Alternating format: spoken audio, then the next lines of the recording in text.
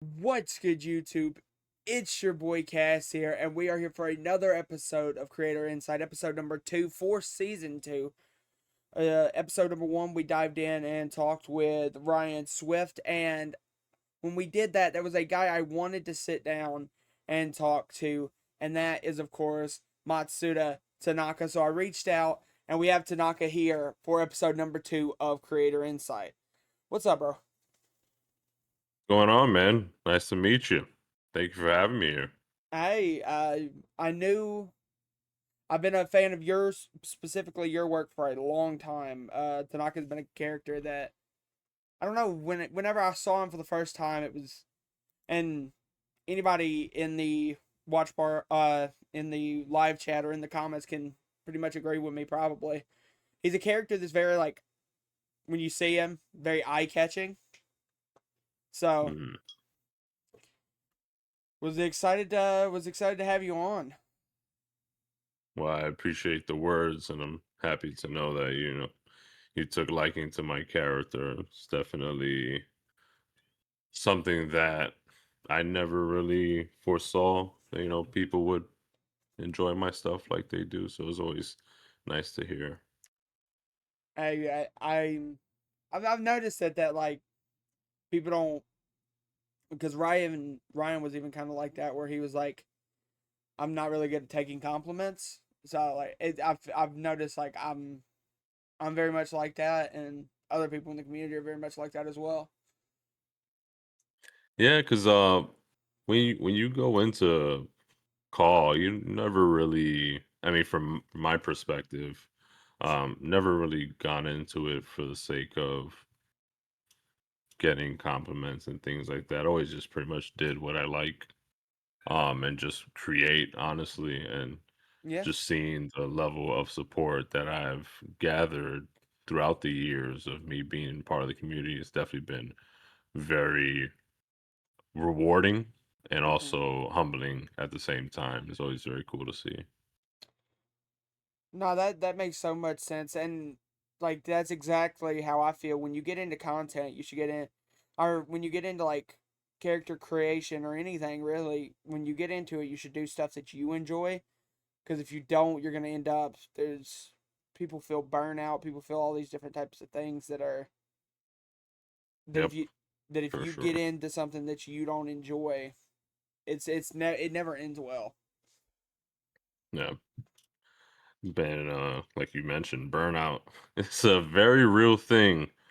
And I'm sure, we'll dive more into that throughout this entire interview, but yeah, Yeah. it's real. So we normally start every creator insight with a certain number of questions, and I'm gonna go ahead and do that now, kind of like the icebreakers.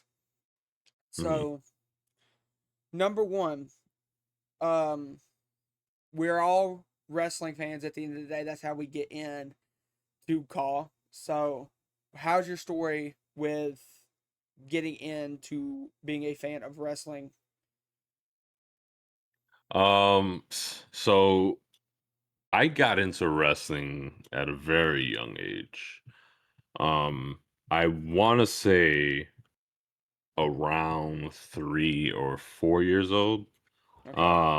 So I like grew up around the tail end of the Attitude Era and the birth of ruthless aggression.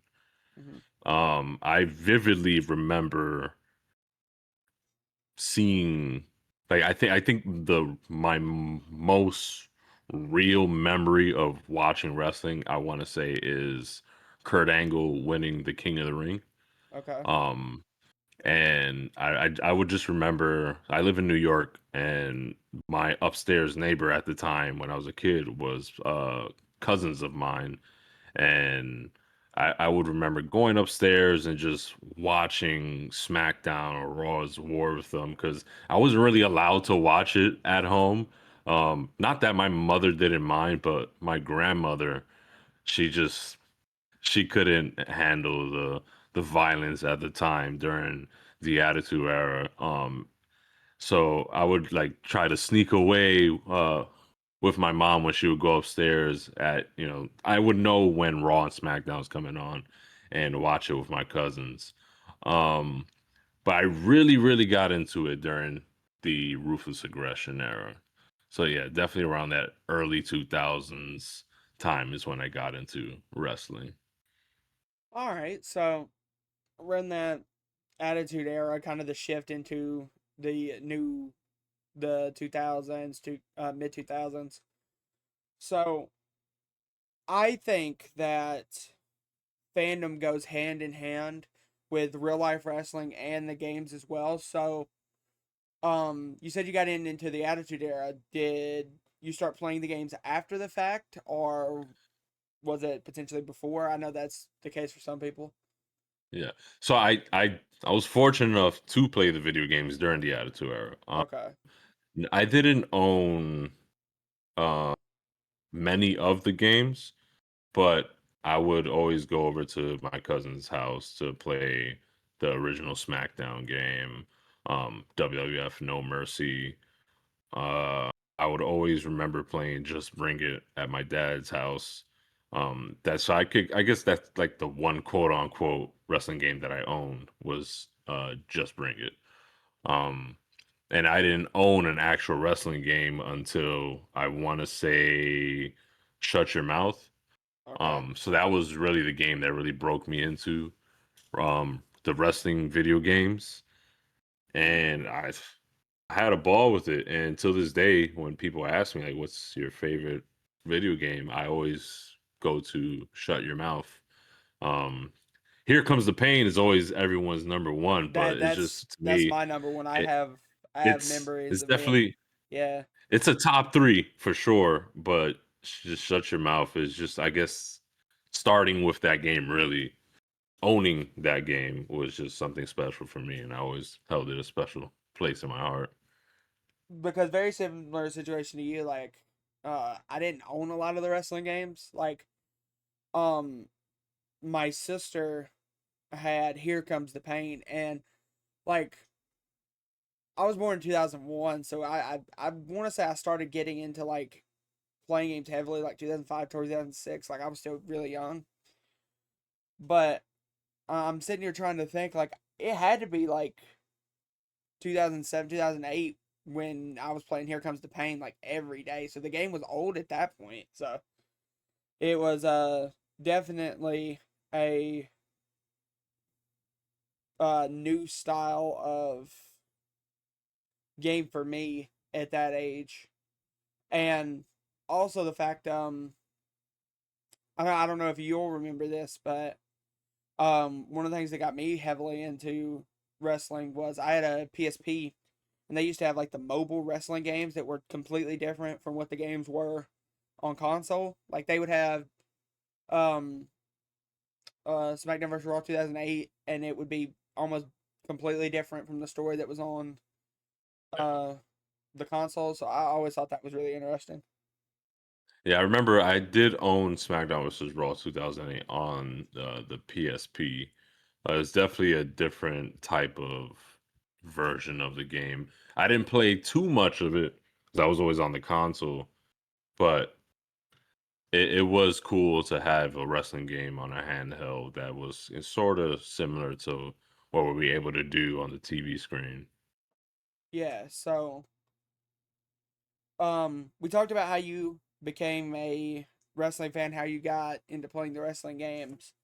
Where did the idea for um this version, is Matsuda Tanaka one of your first characters, or like how did these how did it come in to crafting the character that is Matsuda Tanaka? Funny enough, it Matsuda Tanaka was never meant to be, the guy in a sense, like my main guy. Hmm. Because I go getting into call, I never really had that idea that I was going to get into it. It just sort of happened. But before the whole getting into call, I've always made calls in general. Like that was something that I always enjoyed making. Hmm. Um, so when I would like go into universe mode and things like that, I'd make a number of these calls, and Matsuda Tanaka was just one person that was a part of my universe that I always make every single year. So there was really no intention on to like bring him into the community. Yep. I just knew that this was a popular character amongst community creations. When I would upload, a lot of people would download him. So I would make him every year because I thought like, oh, like this is cool. People are downloading my stuff. But I never really thought much of it until there was a guy who DM'd me and said, "Hey, would you like to join my Fed?" And The dreaded I was like, the dreaded. Would you like to join my Fed message? yeah, it was very random. I was also like bored at home because Hmm. me and my friends would play. This was like during 2K, I want to say 17, and we would always just play, mess around online. But at a certain point, I was just getting bored, and I always really enjoyed playing WWE games and creating. So I was like, hey, maybe this is be an avenue to just connect with more people amongst the IWC and do something with it. Um, so it was a Fed called NCW.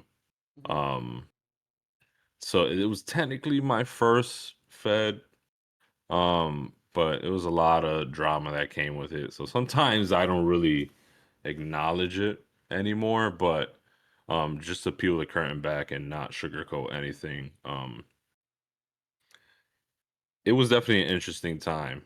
But the whole idea of Matsuda Tanaka just came from watching a lot of New Japan, Noah, and during that time I was getting into a lot of Puro Hmm. and just going outside of my WWE bubble. And I've watched like the indies prior to that. Like I used to watch a lot of ROH on YouTube and things like that, but I never really dove into Japanese wrestling as much. Um, and I took a liking to uh, Kazuchika Okada at the time and kind of drew a lot of inspiration from his look. And if you were to like see pictures of Matsuda during his first iteration, Hmm. you literally see like yeah, this is just Okada because I didn't really know how to mess with textures at the time. We all got to start from somewhere. So Yeah. I was just grabbing face textures off of CC, and Matsuda just had a straight up Okada texture. Um, but obviously he evolved after that. So it was definitely never my intention, like I mentioned, to put him in to this community in terms of like being a part of Fez. It just so happened like somebody reached out to me, asked me if I want to do it. And I was like, yeah, sure, why not? And they asked specifically for Tanaka. And then I'm guessing off the popularity that Tanaka gained there, more people started asking, and then it just snowballed. Yeah, I mean, he was my most downloaded call, but he wasn't my main call. My main call was really just myself.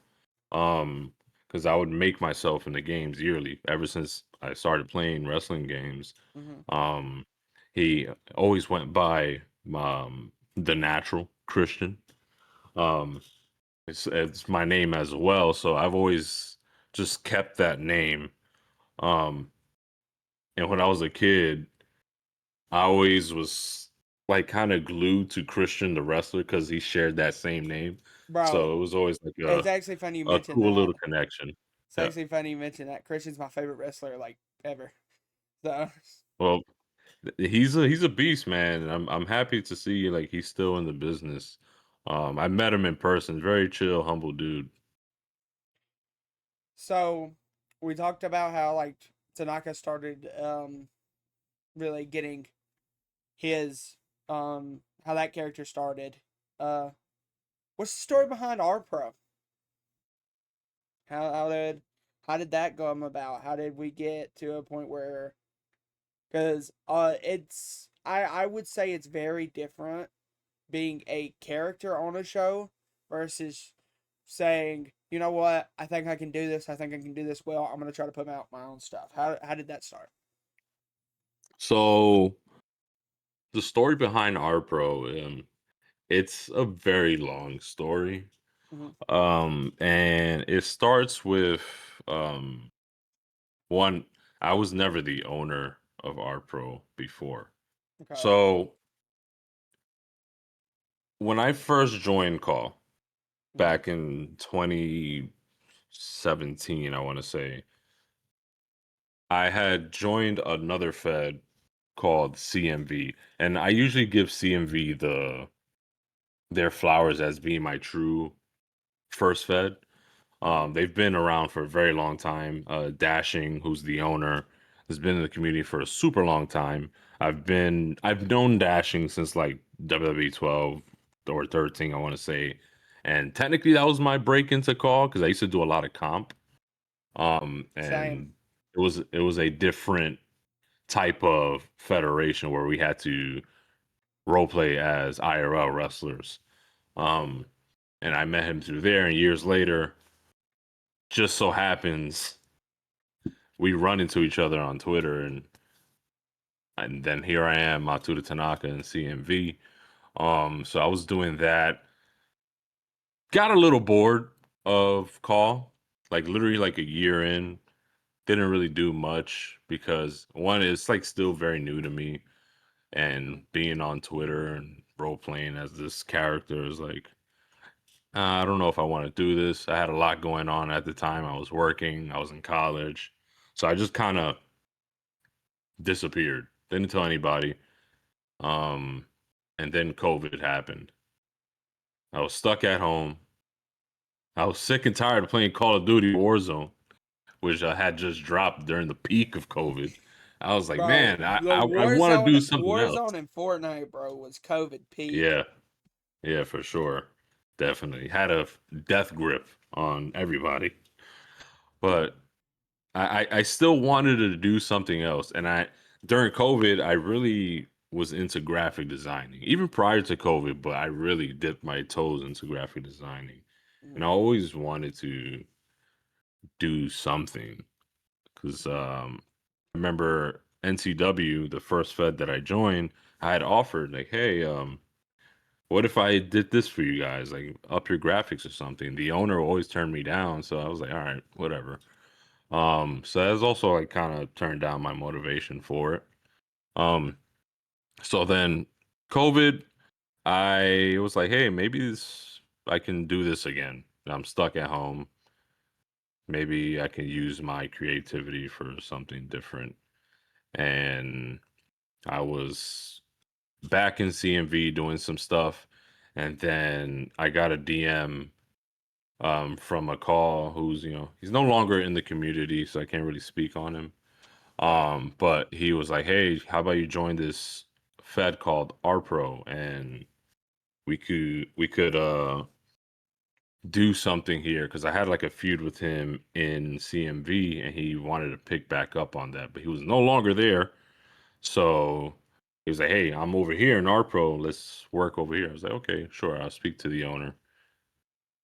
They ignored me for like a couple weeks.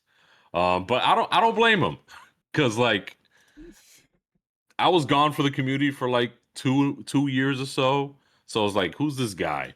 Like his activity is very minimal. It looks like maybe this is somebody's side character. Why should we sign him? But they gave me a chance.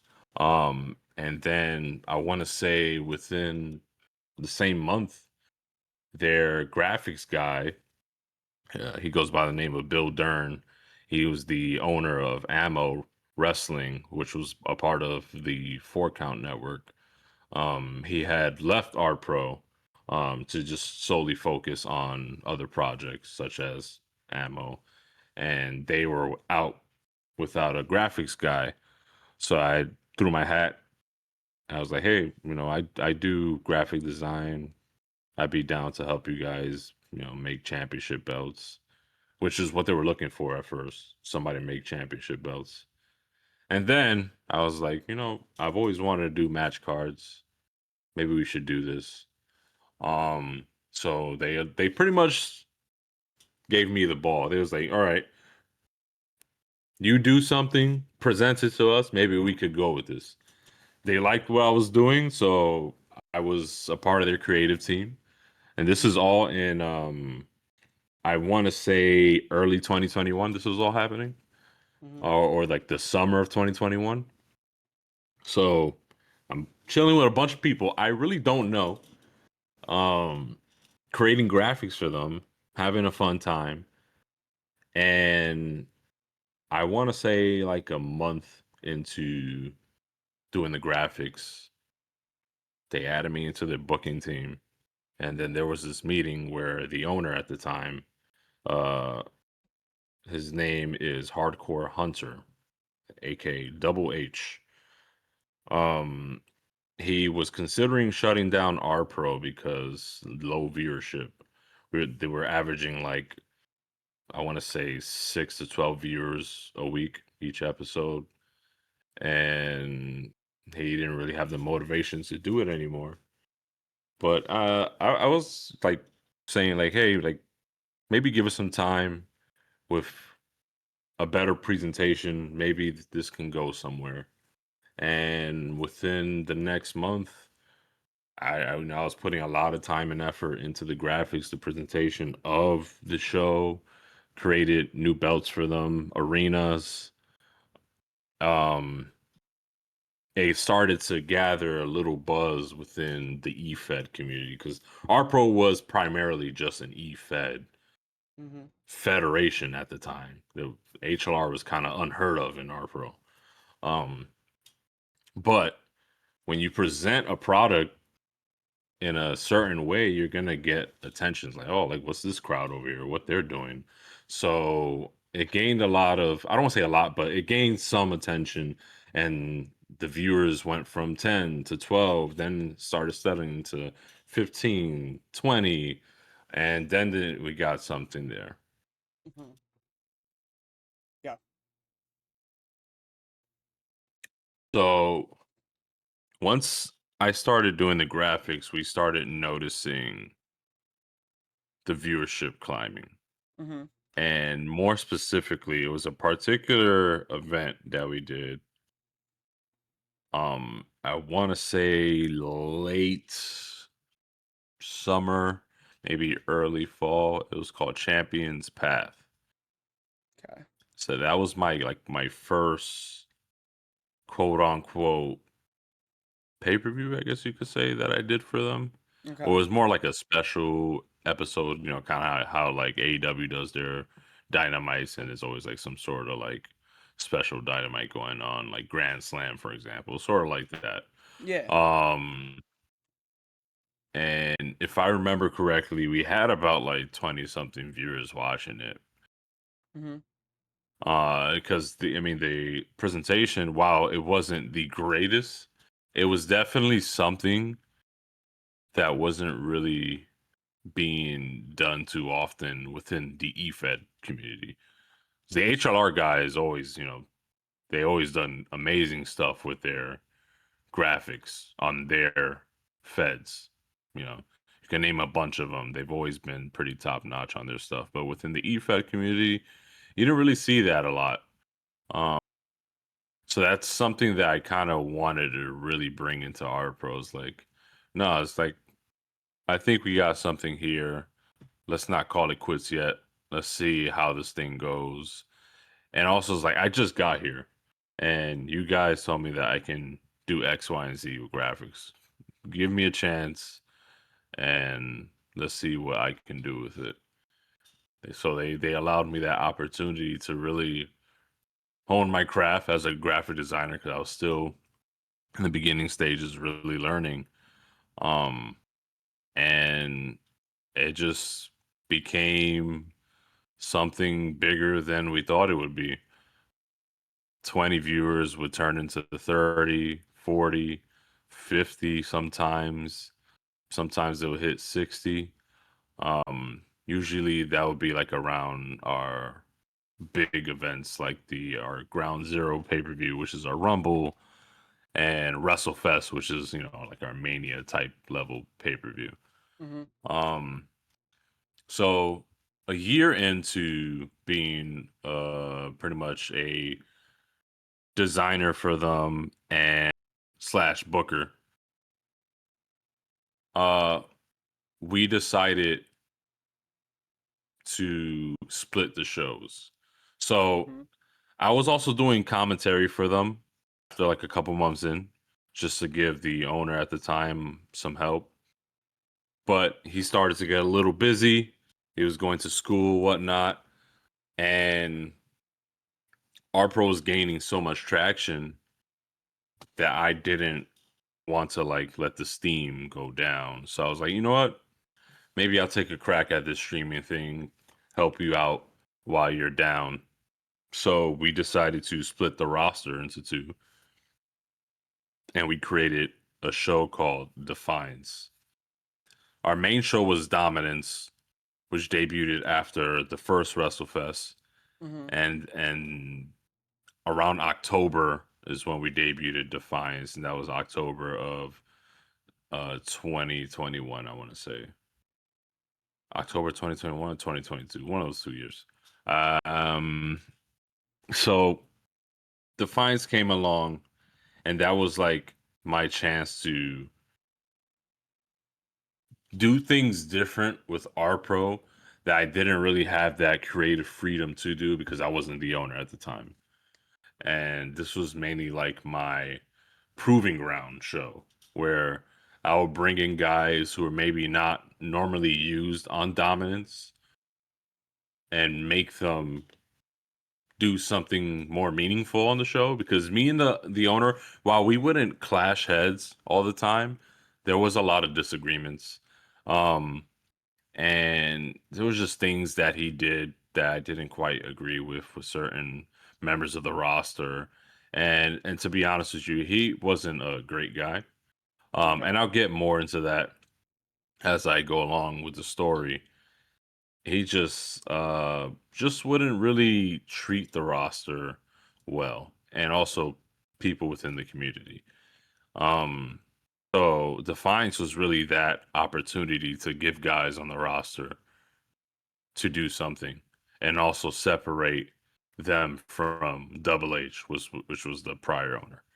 Um, so once I started getting into the swing of things with Defiance, and it became an official brand, because at first it was like a minor show. Um, Guys began to tune into Defiance more because I was diving more into HLR with that particular show, and I wasn't really trying to like create competition or whatnot. I just, with the creative freedom I had with Defiance, it allowed me as a creator to really flourish out my ideas that are not being constrained by the owner. And that goes for just presenting the show to booking the show, because now we know we're booking our own shows separately. We Mm-hmm. may help each other here and there, but I had my little booking team for Defiance, and he had his own little team. Um, so it's kind of like we created kind of like a SmackDown versus Raw thing, Mm-hmm. minus the competition. Um, but this is where things got interesting. So Double H, he was beginning to kind of rub people the wrong way within the community. Mm-hmm. And as our pro was growing as a Fed, he, for whatever reason, just kind of he allowed things to get to him, and he felt like he was bigger than other people in the community, and he kind of would talk down on people in the community. And that's not what I'm about. I'm Mm-mm. always about, giving back to the community, whether that be just trying to just Now help out doing this others that come interview. to me for advice. Yeah. Well, I've always liked to just offer advice or whatnot. If somebody wants to talk to me about something, like, yeah, I'd be down to sit down and talk. I always enjoy just conversing with others, especially when it comes to just creating. Um, and he was just somebody who just didn't really click with people. And he would bring in guys and not use them and talk down on others, and he would purposely try to counter. He would kind of like counter stream against COH. So that created a lot of weird tension between RPRO and COH. There was always kind of like this thing between RPRO and COH, and people would assume that there was some sort of beef going on, which in actuality there wasn't no beef between RPRO and COH. It was just more so the owner didn't like the people over at COH, and I was in COH at the time as well. So like I had no beef. I'm very cool with the guys at COH still to this day, but he had his own reasons. And I tried to get them to squash things, and he just never allowed that to happen. Um, so comes our Rumble Ground Zero. He's not able to stream it. He's Okay. like, "Are you able to do this?" I was like, "Yeah, sure. Why not?" Like, this is the first time I'm ever streaming an R Pro pay per view. It's pretty exciting. Um, I streamed Ground Zero, and I put a lot of effort into the presentation, the match cards. Like, this is the first pay per view I'm streaming. I'm gonna go balls to the wall with this. Mhm. Um, my streaming numbers broke his numbers, and things got a little weird. He kind of, I don't know if it is jealousy or what, but things took a turn very quickly that night. And a lot of things were being said behind closed doors that ultimately led to his departure from the call community as a whole. He said a lot of things to people that rubbed probably the entire roster the wrong way. And I called him out for it because, like, hey, man, like, you've been doing a lot and spreading a lot of negativity within the community, and is putting a bad perception of R Pro. Okay. There was a point in time where while R Pro was gaining popularity, there was also a negative stigma to R Pro. That some people or smaller feds will feel reluctant to even like engage with R Pro because they feel like if they even say the slightest negative thing, the roster may jump them. And I hated that stigma so much because he created that. And I tried my best to really build the reputation of R Pro and try to steer away from that. And he always tore it down because of just the way he was as a person. Um, and things just went left after the pay per view was over. And I told him straight up, like, if you're not gonna apologize for what you did, like he said something about a couple guys in the roster that made them very like, whoa, like why would you say that? Like a lot of backhanded compliments. And I'll say one specific here. This is an exclusive drop for you that I've Okay. never put this out publicly. And I'll shout him out right now. Christian Blake, who is a member on the roster currently. Um, he was a guy that we were uh pushing at the time, and a guy that the owner at the time was quote unquote high on, but he never really went all the way with him, and he kind of gave him a really backhanded compliment after our rumble was over, and kind of insinuated, mind you, like we weren't really doing full on HLR, so like our efed matches were still efed matches. There weren't predetermined winners. Amber Reed won our men's rumble, and as we all know, Amber Reed, is a woman competitor. So it's the first time ever a woman goes into the rumble and wins the men's rumble. Christian Blake was one of the last guys in there, and Double H told Christian Blake, "I would have had you win, but you're just not good enough." And it's like, come on, bro. Like, this guy, wants this spot and he wanted it for a while. We're kind of like pushing him to that. Why do that? So it just rubbed a lot of people the wrong way because then it just gave the perception that we kind of rigged the Rumble for Amber Reed to win, which is not the case. We were very high on both of them. I love Amber Reed, very incredible person, very Mhm. talented person, and what they're doing in Next the Creator community is Insight guest, by always. the way. Yeah, I did see that. So shout out Amber Reed, very close friends with them. I'm excited to see what you guys do. Um Amber got a lot of negative flack for that because of what the owner created. Because it just created a stigma like, oh, our pro rigged the Rumble. Which is not the case. Like we pre-recorded it, but it was all efed. It just so happened Christian Blake didn't win the Rumble, but the owner just rubbed it in his face, and it's like that's not cool. Um, and it just things got very messy. He refused to apologize, and then gave a very backhanded apology, and he quit call without telling me. He told another member of the roster that he was leaving, and I'm like, man, it's like I helped you a lot along the way.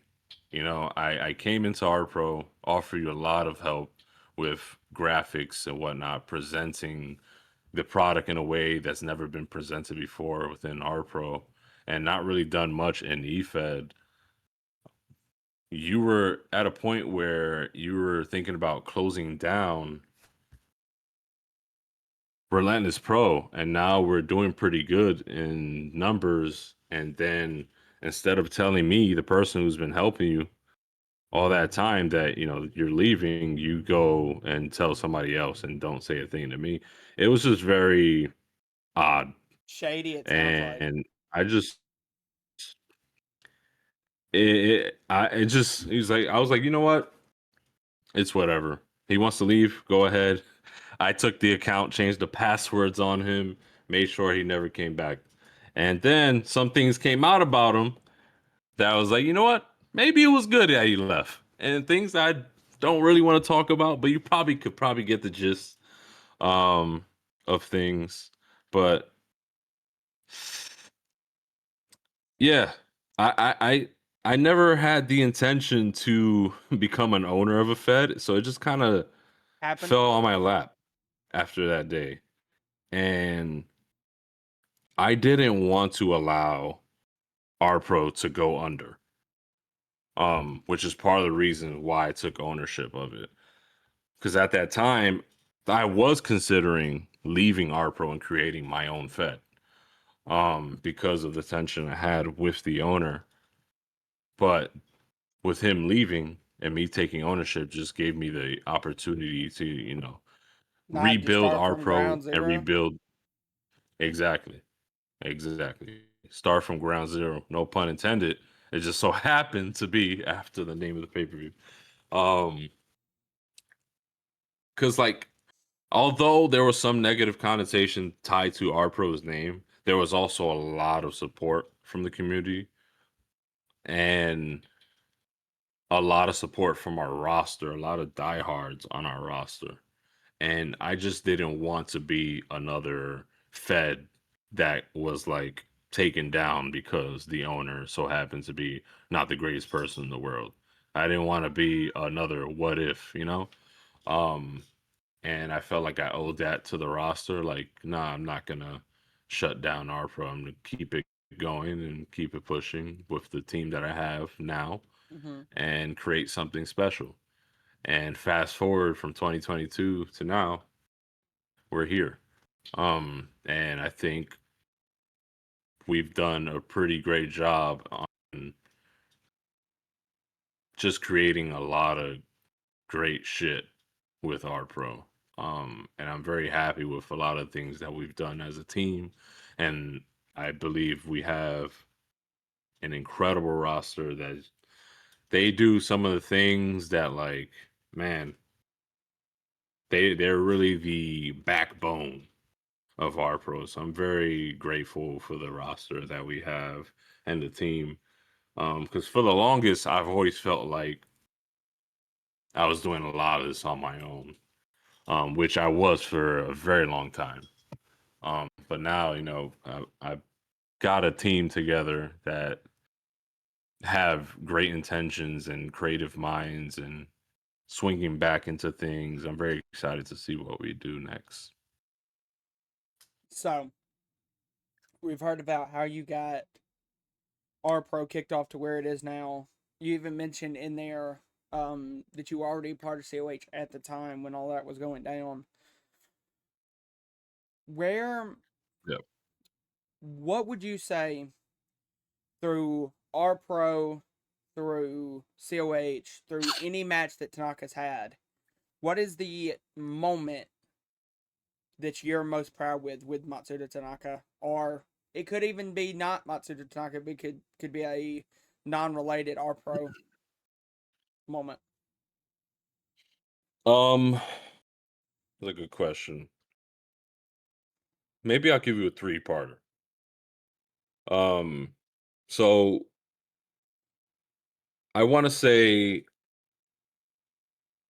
I'll start with COH because this is a moment that made me realize, okay, maybe there's something here, and maybe I should stick around the community. Because, like I mentioned earlier, I had disappeared from the community for like almost 2 years because I just, wasn't really interested. Um, Sticking around, didn't have much going. So I joined COH around, I want to say, springtime of maybe 2021. Mm-hmm. This was like the heels of WrestleFest 1, and RPRO is gaining traction, and I got approached by the COH account about joining the roster. Well, I had DM'd them first, but they were intending on reaching out to me. So it just kind of happened. We were both looking for each other. Um, so when I joined COH, there was this idea of debuting me. They wanted to debut me on WrestleCade. Okay, cool. You guys want to debut me on your biggest pay-per-view? That's pretty cool. Um, and I'm still like at a point where like I don't feel like I'm that known in the community, and I wasn't really that known either, but they had eyes on our pro and they were watching. More specifically, Carter Blackwell was the one that pointed COH towards me. So shout out Carter Blackwell. Um, so when they had the idea of debuting me after this big um battle royale match, it was, I believe, a open weight title match. But it was like an 8 man, I want to say 8 or 6 man, and the winner would be face to face with me. That wasn't announced. I was just a surprise in the crowd. So Mm-hmm. Jeremy Barmore, who's still part of the COH roster, he I believe retained the title. I think he walked in as champion and retained it, if I'm not mistaken, if memory serves me correct. And Matsuda, I had posted like a I remember this. I posted a picture of Matsuda like sitting in a plane. No context, just him sitting in the plane earlier in that day. And it coincides with this debut. He shows up from the crowd, goes face to face with Jeremy Barmore, and it's like a big moment. Like, I remember watching the live chat, and there had to be like almost 100 people watching, and everybody was going nuts. Like, oh my God, this is Matsuda Tanaka. And mind you, I don't know like a good 80% of these people. So it was very eye opening to me to see a lot of these people that I've never really engaged with. Mm-hmm. And also like the people that I do know just really go crazy over me appearing on WrestleCade. I was like, holy shit, like there's people who know who I am. And like your And stuff, yeah. it was a very like motivating experience. Like, whoa, like maybe I can do something more and stick around the community and just have fun. And knowing that there's a lot of people who support my stuff, like this was like a really cool moment. And what was even crazier was like it was the biggest pop of the show, Mm-hmm. which is nuts because like I've never been on COH before. I've never met half of the people there. So to even see that kind of reaction was very cool and humbling as well. So that's my COH moment. I think that was the one that stood out for me. It's just the first time ever that I've appeared on COH. Now, RPRO, the moment for Matsuda, I would say was I can name a bunch of them, but I think my feud as a whole, I'm not sure if you're too familiar with this feud, but there was a call. He's no longer in call anymore, but I'm still very good friends with him. His name is Adrian Bowen.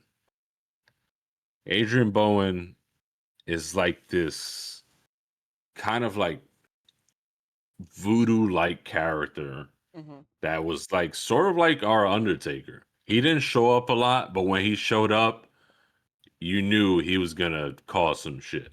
Yeah. And it was like very rare to see him lose. Um, so I had a chance to work with Bowen and just create some of the most lore driven and like craziest stories or possibly craziest story I've ever done. It was a 3-parter. It was a trilogy. The matches are on YouTube if you ever want to take a look at them. Um, and our match, which would be our second match, we faced at Ground Zero 2021. He beat Matsuda there, which was an incredible match as well. He recorded that one. And then I recorded our second bout at WrestleFest 2. This match meant a lot for both of us in the story and also to our characters because this match was also the first time we've witnessed Matsuda turn heel. For the duration I've been in call since 2017 as Matsuda Tanaka, Matsuda's never been a heel. Okay. So this was the match where Matsuda just is no longer that lovable baby face anymore. This is a whole different beast. And this was also the transition into becoming the Minami star. So the Matsuda that we all know today, this is where it all began. Because he used to go by the ultimate Matsuda Tanaka. The ultimate moniker is just an adoption of his father's character. Honote Tanaka, he went by Ultimate Honote Tanaka, and Matsuda adopted that name because he wants to live up to his dad's legacy. Mm-hmm. Well, he felt like he didn't really capture that, so he had to reinvent himself. And this guy, Adrian Bowen, is like that looming cloud over his head who has his calling card. Um, and there's just a lot of lore attached to them. Their fathers competed in matches in Japan, and a lot of dark shit into that story. Um, so it was just a lot of like kind of like I don't want to say like a Goku and Vegeta kind of dynamic, but it was a rivalry that started from their childhood up until now, and they're settling it in the ring for the sake of their family legacy. And Matsuda like bulks up for this match, because he used to be a pretty small, agile guy. He was like 6'2", maybe 220, moving around like a Will Ospreay. Now he's bulked up, more boots to the ground. He can still fly around, but save that for the bigger spots.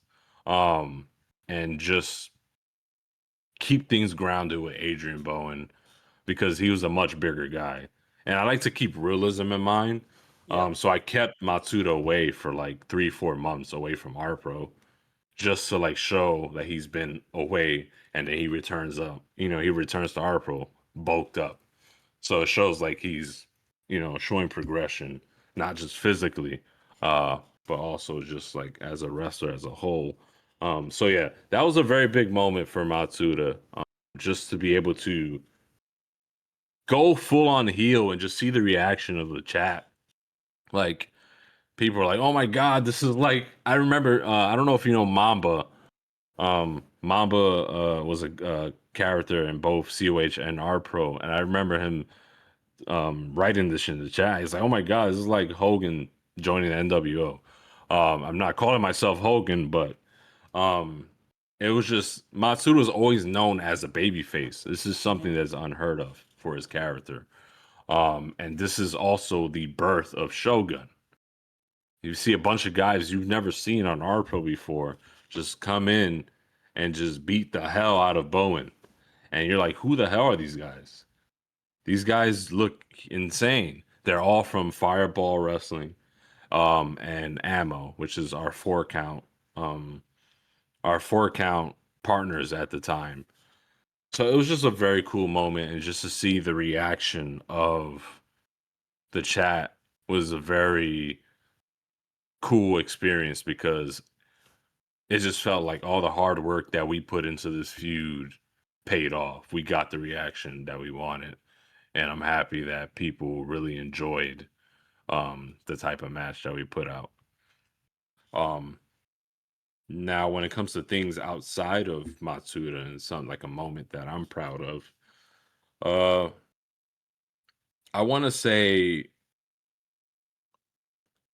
it's hard to decide because I really do enjoy helping others as well. And I really do like taking part in creating matches for others who may not have the means to do that, don't know how to do it. Um, but probably a moment that I thought was very cool to see um, was Christy Redding winning the Rumble at Ground Zero. Just I think Christy Redding is an incredible creator in the community and just a super chill and very just overall a genuine human being. And it was just like a moment like wow, like this person deserves this. They deserve to have this moment.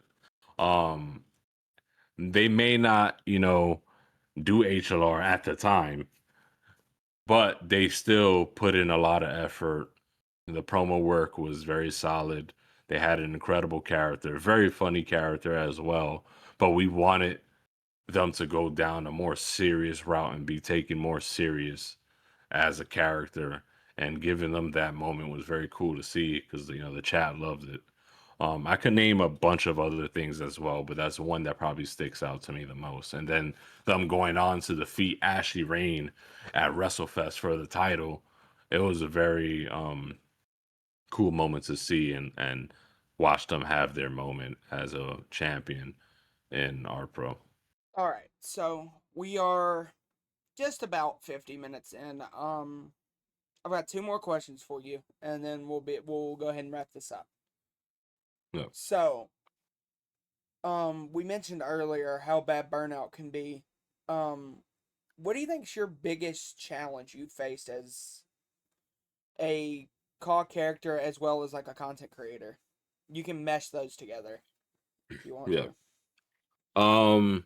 Yeah, burnout is definitely I want to say my biggest enemy today because I was going on so consistently putting out stuff with our pro and just working on our pro almost every single day. Not just our pro, I was in other feds as well, like I mentioned, COH and other places as well. And at a certain point, I just couldn't do it. I had other interests, like I went back to school for graphic designing and just life took control. I was also working as well, 9 to 5. A lot of things that come into play. Um, and I just hit a wall. And if you notice, like R Pro was gone for a very long time. And it was never my intention to have R Pro gone for as long as it was. Mm-hmm. Um, Almost 2 years. And it was just all due to burnout. Like I mentioned earlier in this interview, for a very long time I was doing a lot on my own when it comes to like producing the show. Like I had my fair share of help, but I'm a person that's very I'm probably like my biggest enemy.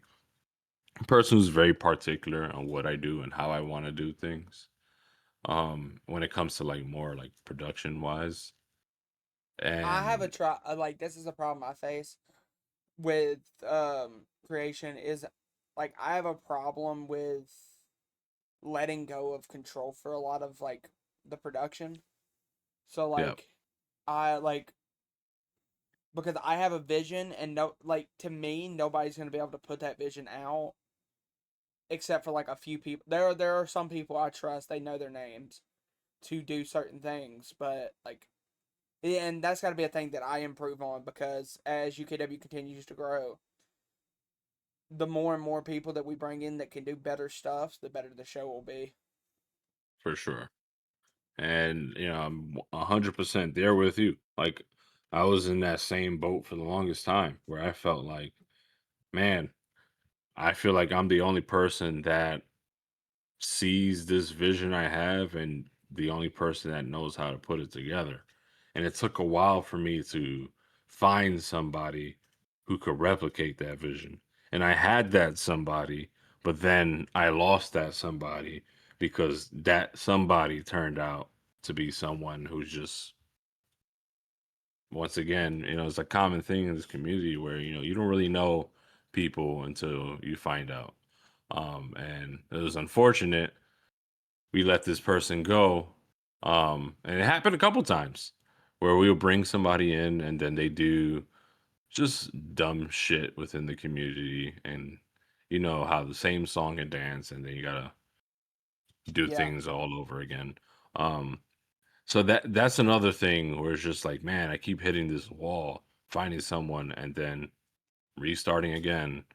Um, with a combination of just stuff going on IRL, I just really hit a creative block Mhm. and was just burnt out entirely. And I was in school for graphic designing, and at one point I was like, you know what? Maybe I should just put this on a halt, and I'll get back to it when I get back to it. And I know this probably will be disappointing to hear for some of our roster members, but my heart was just not in it anymore for a very long time. Um, it's just I was just losing creative support, and I was really focused on just my life outside of call. And at a certain point, I was just gonna wrap things up, but I didn't because I still love creating. And call created that avenue for me in graphic designing. Without call, I probably wouldn't do what I do as a graphic designer. I probably would have never got into school for graphic designing. Um, so I kind of felt like I owed this to myself to keep creating because it's what really kept me producing as a creator was this. It's what allowed my ideas to flourish and just practice. Um, so that's what kept me moving again. And just watching other shows as well, like seeing what other people are doing is like, damn, I kind of miss doing this. And I'll get DMs all the time. When is RPRO coming back? When is RPRO coming back? It's like it's coming, but I don't know when, but it's coming. Um, and then unfortunately, some people left, but I don't blame them. They've waited for a very long time, and they have every right to go on and do other things. The doors are always open for those people who did go, who are no longer in call. Um, but life moves on, and you gotta do other things. So I completely get it. But we finally brought it back, and I think we did a great job with its return. I'm very happy to continue. But yeah, burnout is very real. Um, it could put you in a just I don't even know how to explain it. Just you don't know until you really know. I guess you could say that maybe you should really put things on pause, and it doesn't hurt. Like I fully recommend like if you're really feeling burnout and you're stuck and don't know what to do, just don't do anything. Just go on and do something else. Allow your brain to breathe and then come back to it later. It's gonna feel like a whole different ball game for you. Because I've been gone for a while in terms of like streaming RPRO and coming back into it, I feel like I'm stepping into a whole new territory. Like my first stream back, I was like, man, this all feels alien to me. And I was doing this on a weekly basis. Um, but it's also a cool feeling because it's like I feel like I'm starting fresh again, doing something new. Um, so my suggestion to those, like I said, who are feeling burnout, just take a step back, let your brain relax, distract yourself with other things, and come back to it when you're ready. Don't force yourself because at the end of the day, we all do this just for entertainment. Mhm. If you're looking to do this, bigger than that, by all means do that, but don't allow it to take control of your life. Well, Tanaka, I think this has been a very healthy episode. Dude, I think a lot of people will need to hear a lot of what you have to say because that, like, I think that specific segment specifically is going to connect to a lot of people. For sure. And I think a lot of people need to hear it because a lot of people are afraid to speak up, especially when they feel that burnout, because they may feel like, oh, I'm letting this person down, I'm letting this fed down. You know, I'm gonna put it blunt. Who cares if you're letting them down? At the end of the day, you got to look out for you, your mental health, physical health as well, because some of the stuff could be pretty stressful. Especially like if you're working on tight deadlines. Like I'm a huge procrastinator. And that's probably that played a big role in my burnout as well. I would wait sometimes the week of to work on a match, not just for RPO, but for other places as well. Cause like And trust I'm me, doing like a million I different can things. I completely feel it, bro, because and I'm proud of what we've been able to do at least UKW wise cuz we've had we've had weekly releases for almost a year and a half now, I would say, probably maybe a little bit longer than that, maybe a little bit shorter, but I'm I'm happy with that. But it's a lot it's a lot less harder than some of the content a lot of people do. A lot of people go like full on HLR. Yeah. What UW does is we do it in very like segment parts, if that makes sense. Yeah. Yeah. So Yeah. I that I mean that's how our pro started going into HLR. Just taking it slowly, doing segments and then maybe a match or two here and there. Um, and still to this day, like we don't intend on disbanding um efed. At the end of the day, we started from efed and we're not just gonna ignore it. And it's a hybrid. I always call our pro a hybrid fed. We do both efed and HLR. It just keeps the ball rolling. And efed gets such a negative connotation. And it's unfortunate because there's a lot of creative e-fetters that can offer things that maybe guys in HLR cannot do. And I've had this conversation with guys in the community where I tell them like, hey, I get it. This person may not know how to do HLR, but I've worked with them and they could cut a very great promo. They could create a very great call and tell a very great story. And sometimes you need that. Um, but yeah, um, doing weekly episodes can be very hard. I did it with RPRO for like 2, 3 years. So it takes its toll on you. And we ended up moving to bi-weekly to help us, breathe a bit more. So we're not working on crash time all the time. So I'd recommend it if especially if you're feeling it, maybe you move to a bi-weekly schedule to give you some because more breathing room. originally we were doing Monday Friday. Hmm. So moving to once a week actually has been like probably like what moving to bi-weekly was for you. What, because we went from having to do 2 a week to 1 a week, and we're ramping up production actually a lot more now because we're really trying to go full head dive into this content creation thing Yeah.